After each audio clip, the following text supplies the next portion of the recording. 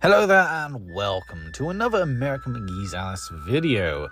This time we're going to have a look at the cut content, the so-called lost media, I guess you could also say. The things that just never made it into the game, the beta stuff, whatever you want to call it.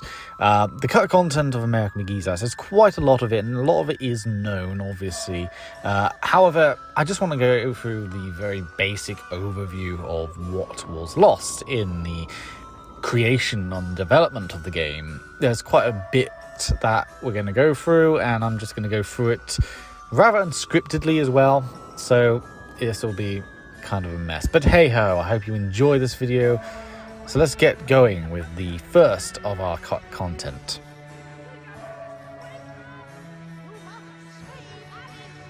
So I've already done a video on this, but the fishfoot and the frogfoot were two enemy types that were going to appear in the game. However, obviously they never made it into the game. These enemies are both fully modeled, both have these little wooden swords similar to what Tweedledee and Tweedledum have. And they're surprisingly quite durable as well. Like, you can hit them multiple times and they just don't die until eventually they do. And they only give you a very small amount of meta essence. It's pretty much unknown where they would have fitted into the story, which is probably why they never appeared in the main game itself. They can be spawned in though. You can use a particular code to spawn in the enemies and you can just see them for yourself. I've done a whole video on these two already, but it's an interesting enemy type that just never made it in, and I can see why they probably cut it. It doesn't really belong anywhere. I mean, you could probably argue it could have been in the school or perhaps at Queensland, but at the same time, where would they really make sense and fit? You know, sure, there's a lot of weird creatures in Wonderland, but these things, which technically were from the books as well, they just don't seem to have any real placement in the game, and as such they were cut probably because of that.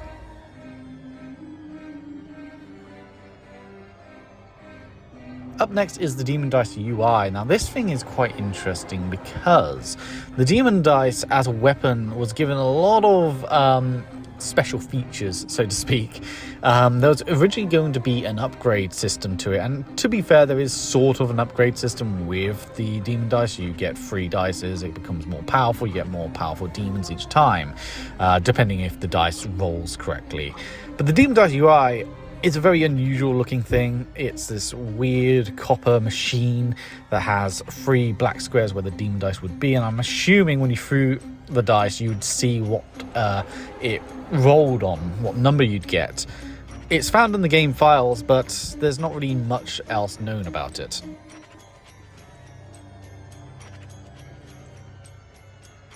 Up next is the Carpenter and Walrus. We know that the Carpenter and Walrus were somewhat meant to have appeared in the game.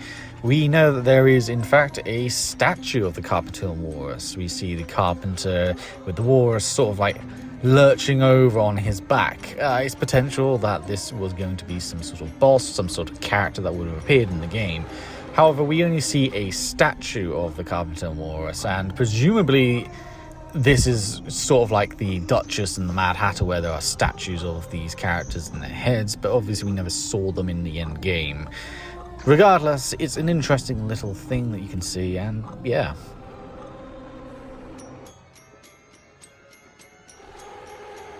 In the game, there were several lines that were cut during the development process. Of course, some of them are similar lines to what we hear in the final game. For example, with Alice, she says, "I don't think so, I'm a girl, and just now I wish to become very small, about this big." Of course, she replaces it with person in some variations. Similarly, she says, "I'm no bloody tourist," instead of saying, "I'm not on holiday." Quite a lot of the foul language was in fact removed, with the Cheshire Cat calling the Queen of Hearts a bitch, which was never actually used in the game. But similarly, the Cheshire Cat also had a few lines that were meant to be at the end of the game, end of game dialogue, where he says the Queen is dead and gone multiple times. Again, these bits of dialogue were never used, most likely cut because they didn't want to, or they didn't have the resources to use them in-game, or perhaps because they just didn't sound right. The Duchess also similarly says, "chop off her head," something that is never seen or heard in the actual game. Mad Hatter also says that she needs her head to be trimmed, again, never heard or seen in the game. The Queen of Hearts has several different lines saying "off with her head" in several different ways. Once again, this is most likely just a case of they said the same line over and over again. They wanted to pick the right one for the right moment, for the right sort of atmosphere, right time. And so, of course, all these different versions of "off with her head" basically don't ever get used. Simply put, a lot of these bits of dialogue that were never used in the game were essentially just left on the cutting room floor, or were just backup dialogue just in case they didn't like one or wanted to pick the other. Some of them just didn't make much sense, like the Duchess and the Mad Hatter both saying that Alice should have a head cut off, but hey ho, it's a interesting little thing that was cut from the game, so let's have a listen to a few. Off with her head. Off with her head. Off with her head. Off with her head. Off with her head. Off with her head. Off with her head. Your hair wants cutting, and perhaps your neck could use a trim. Speaking of axes, chop off her head. I can't know everything. Pretend you're an orphan. That was rude. You are.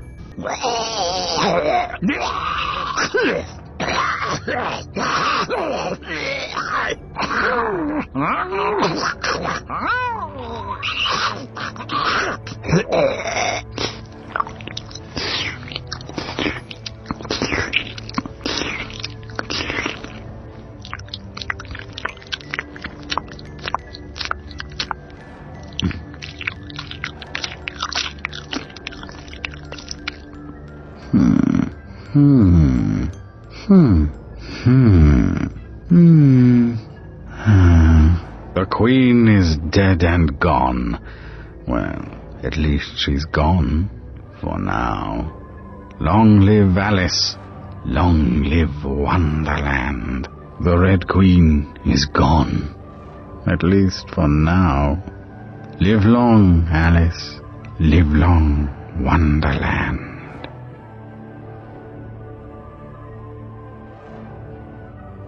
The Cheshire Cat is one of the more interesting cut content in American McGee's Alice, because of course the Cheshire Cat is Alice's biggest ally throughout the game. However, the Cheshire Cat was going to be a lot more helpful and a lot more different. One of the original models of the Cheshire Cat was very unusual looking, to say the very least. He looks, how do I put it, he looks very blocky, and the grin just looks creepy. I don't know how else to describe it. It doesn't look like the Cheshire Cat that we see in the final game. Obviously, the Cheshire Cat in the final game was a lot different to the second version of the Cheshire Cat, which had a purple pigment, purple tattoos all over him, which was, of course, cut and you replaced with black. For whatever reason, they were changed. I don't know why, but I guess the purple was meant to be more like mystic and more, colourful, so to speak. But perhaps one of the biggest aspects of the original Cheshire Cat is the fact that the Cheshire Cat was originally going to be a fighting partner. He was going to swipe with the paws and help Alice along the way. Ultimately, this got cut, and Cheshire Cat basically just appears and reappears whenever, telling Alice what to do and guiding her throughout Wonderland. But the original Cheshire Cat was a lot more helpful and looked a lot more different to the one that we got in the final game. It's interesting that he was going to be a fighting partner, and there's also, once again, cut lines for the Cheshire Cat. One of the most infamous ones is the more comedic line where he calls the Queen of Hearts a bitch.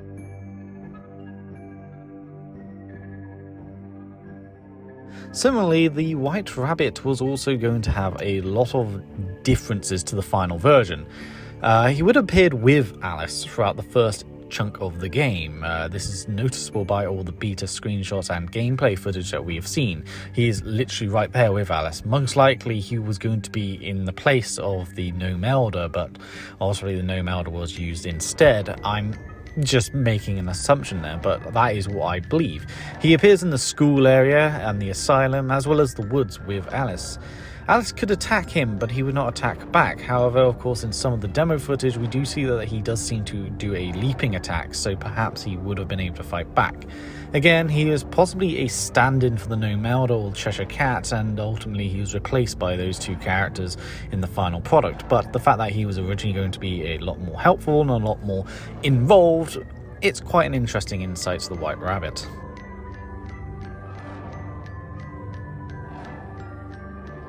I've already spoken about how the Demon Dice UI looked a lot different to the final version.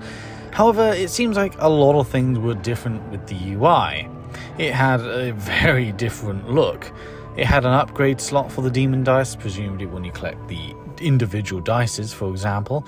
The targeting reticle was also a large circle that surrounded an enemy instead of the blue glow dot, and this can be seen in many of the demo trailers for the game.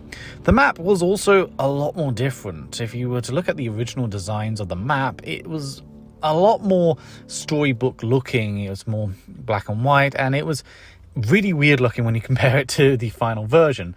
Red text was also used as opposed to just the brown goldish text in the final game. Very interesting insight. Of course, there's probably a lot more that was different in the UI before the final product, but for the most part these are the things that we do know of, and a lot of it is due to the maps. But there were a few things like the UI, such as the targeting reticle, which is of course well known if you've seen the demos.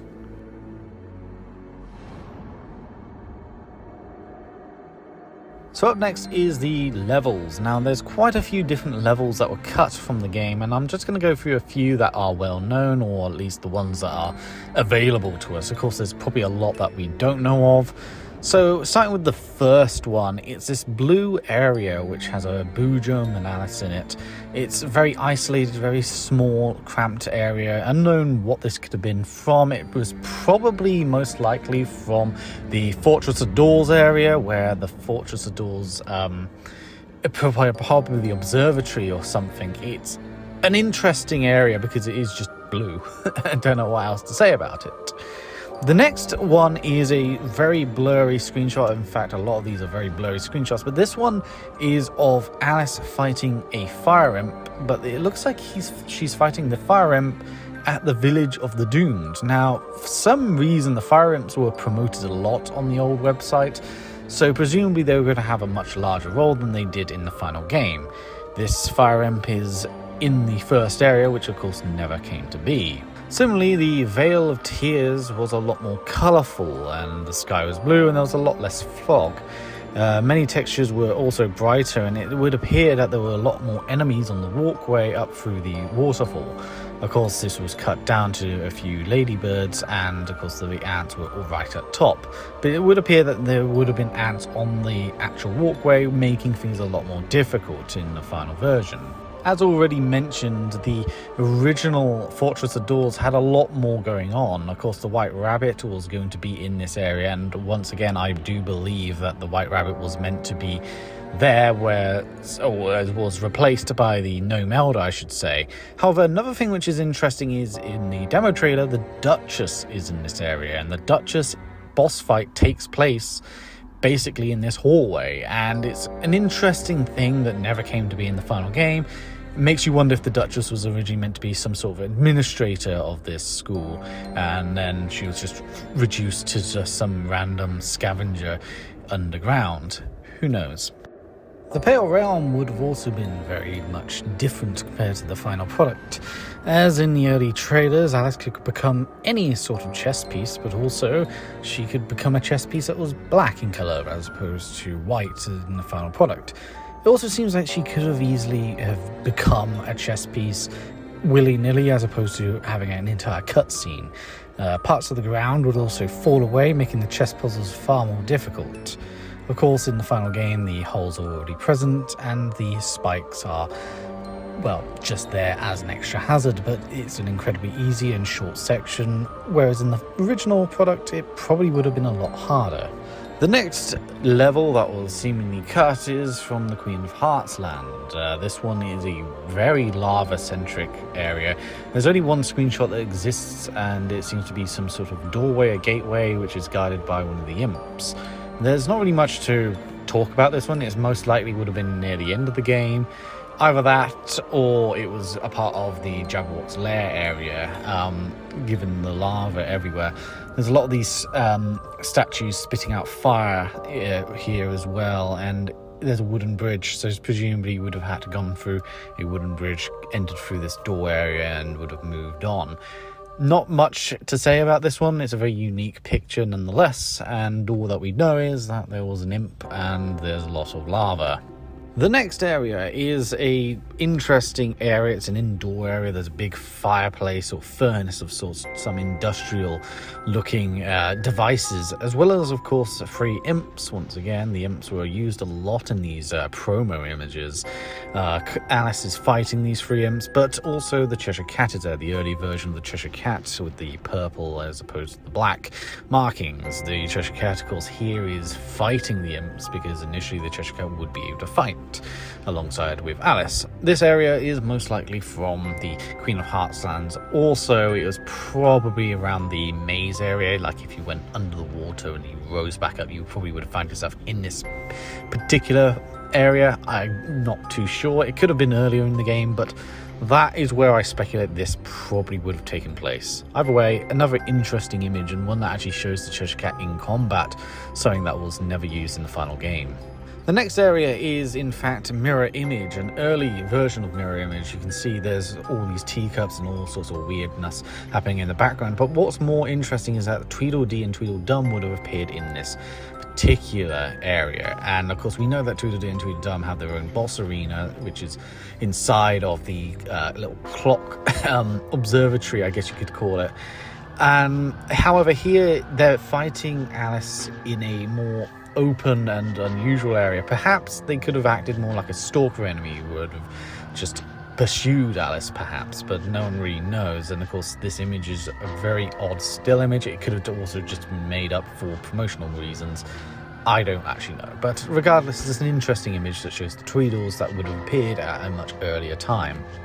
And finally, the last level to look at is, of course, from the Wonderland Woods area, and it looks like the voracious centipede would have appeared above ground as opposed to in his own little hollow.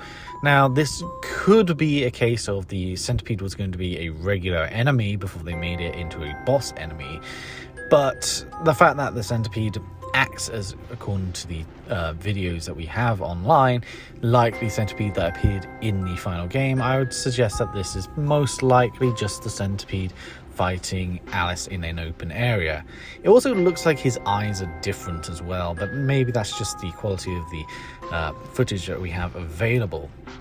Regardless, it's interesting to see that the centipede would have been fought outside rather than inside, and honestly I think it is better to have him indoors, protected by all the army ants and, you know, yelling his head off at them. I think that works far better than what we got, what would have happened where he would have been fought outside. It just doesn't look as intimidating or as, like, threatening, so to speak.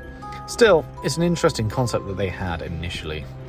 And that is it in terms of the cut content of American McGee's Alice.